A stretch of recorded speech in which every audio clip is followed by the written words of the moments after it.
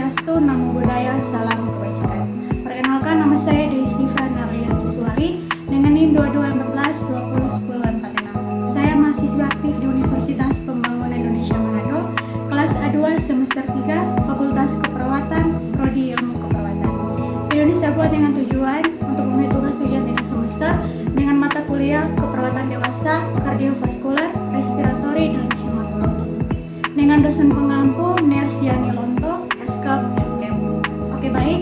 Di video presentasi kali ini saya akan membahas materi tentang sistem peredaran darah. Masuk pada materi sirkulasi peredaran darah. Secara umum, sistem peredaran darah manusia terbagi atas dua macam, yaitu sistem peredaran darah besar atau sistemik dan sistem peredaran kecil atau pulmonal.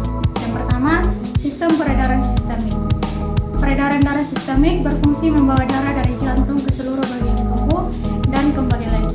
Karena itulah ia juga disebut peredaran darah besar. Darah yang berasal dari sirkulasi sistemik atau darah dari seluruh tubuh akan kembali ke jantung melalui atrium kanan, melewati katup triskupit, kemudian ke ventrikel kanan. Dari ventrikel kanan, darah ditumpahkan melewati katup pulmonalis dan arteri pulmonalis menuju paru untuk proses pertukaran gas.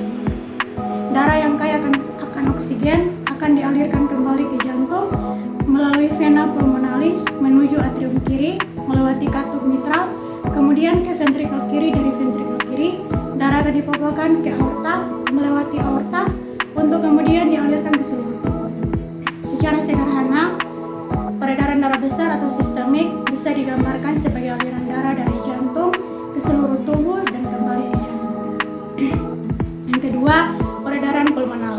Peredaran pulmonal lebih sering disebut dengan peredaran darah kecil. Hal ini karena sirkulasinya pendek, yakni dari jantung ke paru-paru dan kembali. Sirkulasi dimulai saat darah yang mengandung karbon dioksida atau CO2 dipompa dari bilik kanan jantung menuju paru-paru. Kemudian terjadi proses pertukaran gas yang mengubah karbon dioksida menjadi oksigen atau O2 di dalam darah. Darah yang kaya akan oksigen ini akan keluar dan kembali ke serambi kiri jantung. Secara sederhana, sistem peredaran darah kecil atau pulmonal merupakan peredaran darah dari jantung ke paru-paru dan kembali ke jantung. Darah adalah cairan yang terdapat pada semua makhluk hidup kecuali tumbuhan.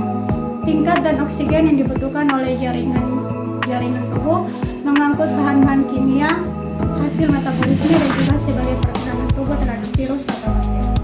Fungsi darah bagi tubuh manusia adalah yang pertama sebagai jaringan ikat tubuh, yang kedua mengangkut oksigen dan karbon dioksida, yang ketiga mengangkut nutrisi, zat sisa, dan juga hormon. Sekian video presentasi dari saya.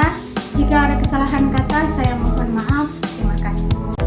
Universitas Pembangunan Indonesia Manado yang terletak di kawasan bisnis Bahu Mall, tempatnya di Kelurahan Bahu, Lingkungan 3, Manado.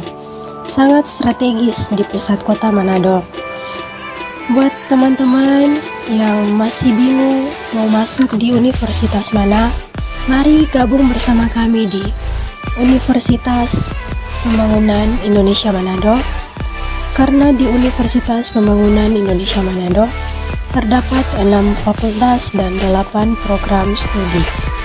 Dan jangan ragu-ragu untuk masuk di Universitas Pembangunan Indonesia Manado, karena Universitas Pembangunan Indonesia Manado sudah terakreditasi B.